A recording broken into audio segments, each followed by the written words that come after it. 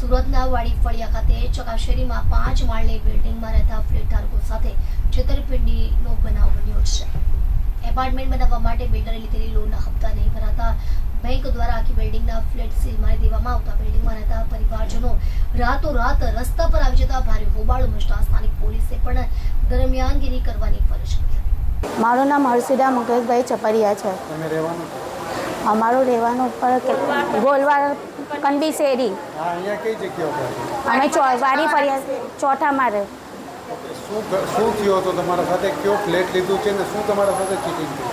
અમે ફ્લેટ લીધો 2019માં, રોકડે પૈસેથી લીધો, ટેબલ કેશ પૈસા અમારી પાસે લીધા છે ને પછી થોડાક વખત પછી અમને ફ્લેટ આપવાની વાત પણ થઈ, બાંધકામ બધું થયું, પછી કામ અટકાવી દીધું। પછી થોડોક સમય રહીને અમને ખબર પડે છે કે આપણે લોન લીધી છે। ત્યાર પછી અમે શું કરીએ, અમે તો આવ્યા ત્યાં જોયું તો કોઈ કામનું બાંધકામ નહીં હતું અહીંયા આગળ। બિલ્ડર છે, બિલ્ડરનું નામ શું છે ને ક્યાં છે? ભરત ભરવાની સિંધી। હવે તમે શું ઈચ્છો છો? અમે તો વેલાયતના પૈસા ફ્લેટ જોઈએ છે અને નહીં કરે તો અમને અમારા પૈસા બી તો જ અમે સીલ મારા દઈએ, તઈ કશું નહીં કરવા દઈએ। અમે પણ રાત દિવસ મહેનત કરીને પૈસા કમાઈને આ લીધેલું છે। અમારા ઘર પર વેચવા કર્યા છે અમે લોકોએ, તો હવે અમે ક્યાં જઈએ? તમે કઈ પોલીસને ફરિયાદ કરેલી છે। ક્યાં પોલીસ સ્ટેશન? કમિશનર સાહેબ ખુદ ગુજ્જર સાહેબ ને, કમિશનર સાહેબ ને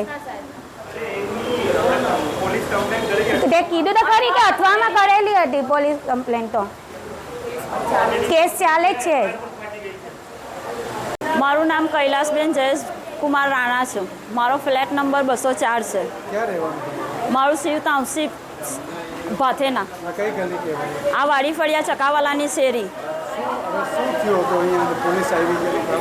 અહીંયા બિલ્ડરે ભરતભાઈ ભરવાની સિંધીએ લોન લીધી છે, તેના પોલીસ સીલ મારવા આવ્યા। બેંકવાલા સેન્ટ્રલ ઓફ ઇન્ડિયા બેંકવાલા સીલ મારવા આવ્યા છે। કેમ આવ્યા છે ને શું થયું? ભરત ભરવાણીએ આ પ્રોપર્ટી પર 1 કરોડની લોન લીધી છે। લોન લીધા બાદ બી પહેલાં એને અમને ફ્લેટ વેચ્યા પછી 2019માં અમને ફ્લેટ વેચ્યા, પછી એને 2021માં લોન લીધી।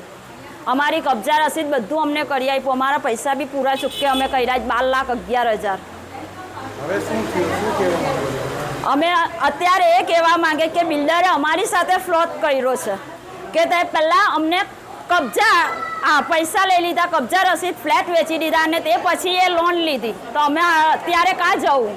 આજે બેંકવાળાને પોલીસને ટીમ આવી છે ખાલી કરાવવા માટે? હા, અત્યારે ખાલી કરાવવા માટે જ આવી છે। તમે શું કરશો?